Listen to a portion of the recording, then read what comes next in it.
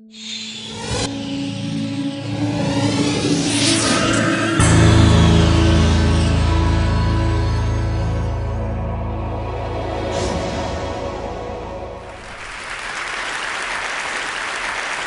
want to start with a story, a la Seth Godin, from when I was 12 years old. My uncle Ed gave me a beautiful blue sweater, at least I thought it was beautiful, and it had fuzzy zebras walking across the stomach and Mount Kilimanjaro and Mount Meru kind of right across the chest that were also fuzzy. And I wore it whenever I could, thinking it was the most fabulous thing I owned. Until one day in 9th grade, when I was standing with a number of the football players, and my body had clearly changed, and Matt Mussolino, who was undeniably my nemesis in high school, said in a booming voice that we no longer had to go far away to go on ski trips, but we could all ski on Mount Novogratz. And I was so humiliated and mortified that I immediately ran home to my mother and chastised her for ever letting me wear the hideous sweater. We drove to the Goodwill, and we threw the sweater away somewhat ceremoniously, my idea being that I would never have to think about this sweater nor see it ever again. Fast forward, 11 years later, I'm a 25-year-old kid working in Kigali, Rwanda, jogging through the steep slopes, when I see 10 feet in front of me a little boy, 11 years old, running toward me wearing my sweater.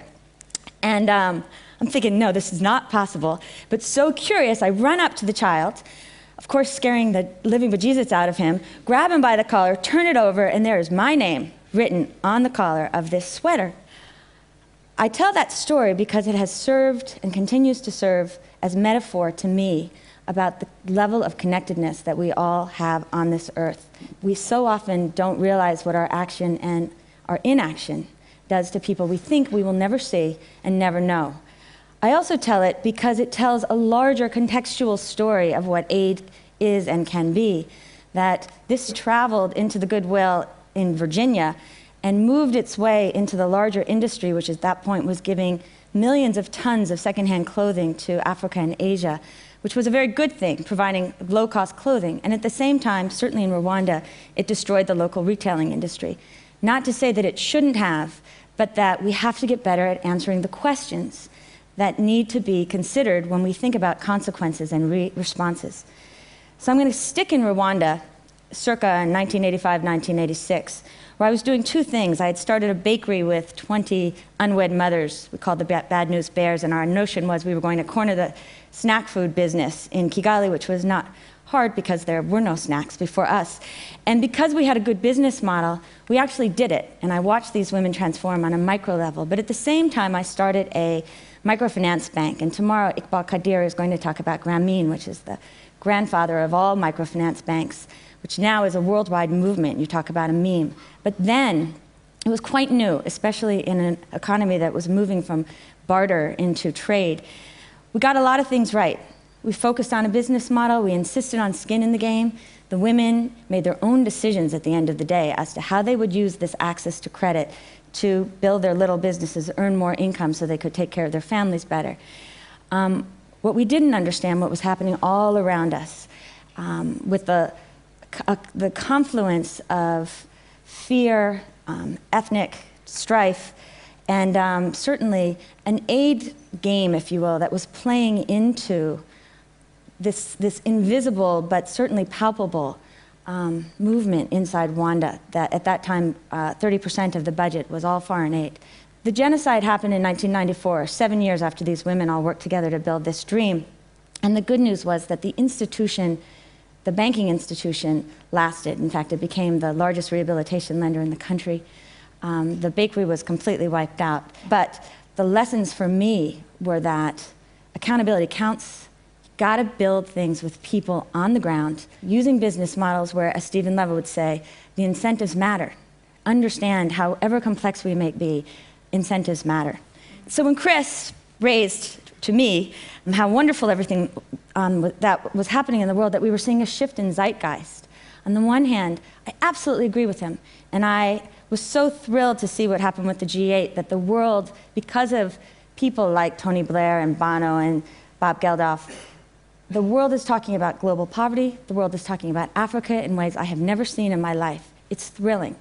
And at the same time, What keeps me up at night is a fear that we'll look at the victories of the G8, $50 billion in increased aid to Africa, $40 billion in reduced debt, as the victory, as more than chapter 1, as our moral absolution. And in fact, what we need to do is see that as chapter 1, celebrate it, close it, and recognize that we need a chapter 2 that is all about execution, all about the how-to. And if you remember one thing from what I want to talk about today, it's that the only way to end poverty, to make it history, is to build viable systems on the ground that deliver critical and affordable goods and services to the poor in ways that are financially sustainable and scalable.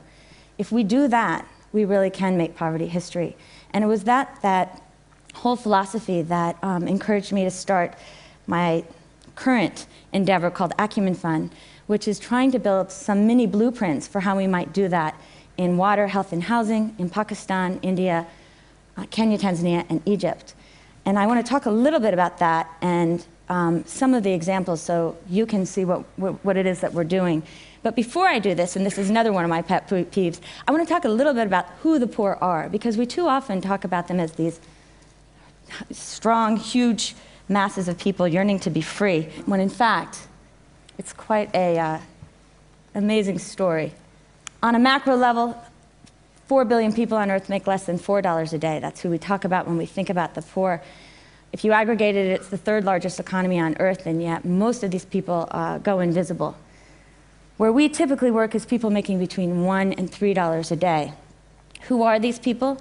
They are farmers and factory workers. They work in government offices. They're drivers. They are domestics. They typically pay for critical goods and services like water, like healthcare, like housing, and they pay 30 to 40 times what their middle-class counterparts pay. Certainly where we work in Karachi and Nairobi.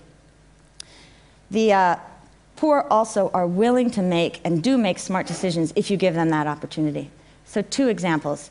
One is in India, where there are 240 million farmers, most of whom make less than $2 a day. Where we work in Aurangabad, the land is extraordinarily parched. You see people on average making 60 cents to $1. This guy in pink is a social entrepreneur named Amitabh.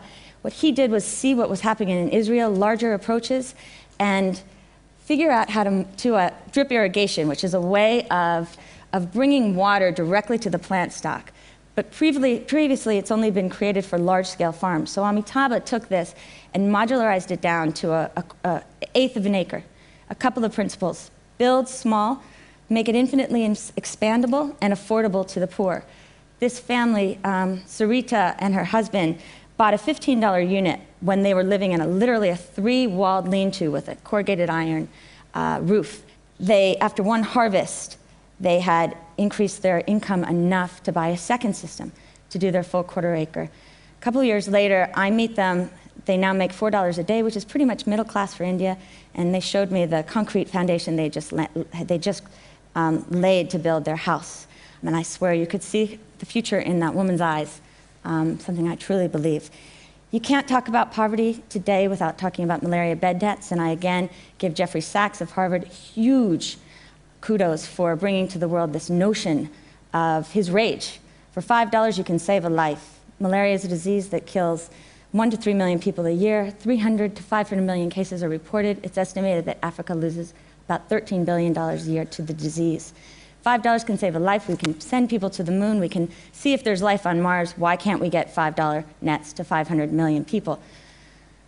The question, though, is not, why can't we? The question is, how can we help Africans do this for themselves?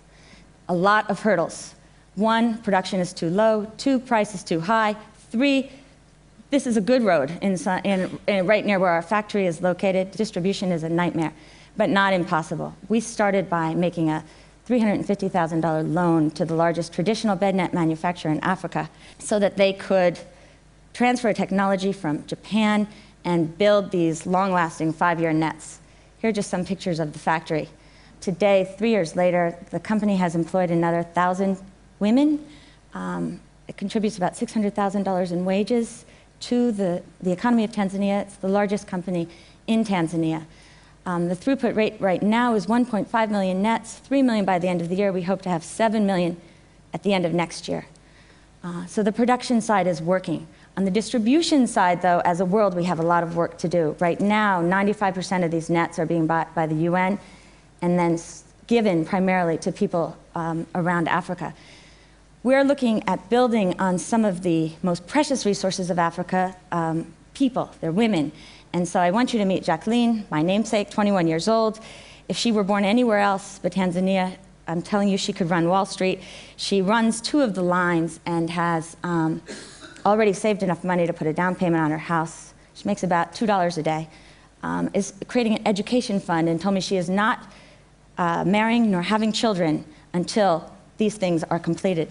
And so when I told her about our idea that maybe we could take a Tupperware model from the United States and find a way for the women themselves to go out and sell these nets to others, she quickly started calculating what she herself could make and signed up. We took a lesson from IDEO, one of our favorite companies, and quickly did a prototyping on this. And took Jacqueline into the area where she lives. She brought 10 of the women with whom she interacts together to see if she could sell these nets $5 a piece, despite the fact that people say nobody will buy one. And we learned a lot about how you sell things, not coming in with our own notions, because she didn't even talk about malaria until the very end. First, she talked about comfort, status, beauty. These nets, she said, you put them on the floor, bugs leave your house. Children can sleep through the night, the house looks beautiful, you hang them in the window, and we've started making curtains. And not only is it beautiful, but people can see status, that you care about your children. Only then did she talk about saving your children's lives. A lot of lessons to be learned in terms of how we sell goods and services to the poor. I want to end just by saying that there's enormous opportunity to make poverty history.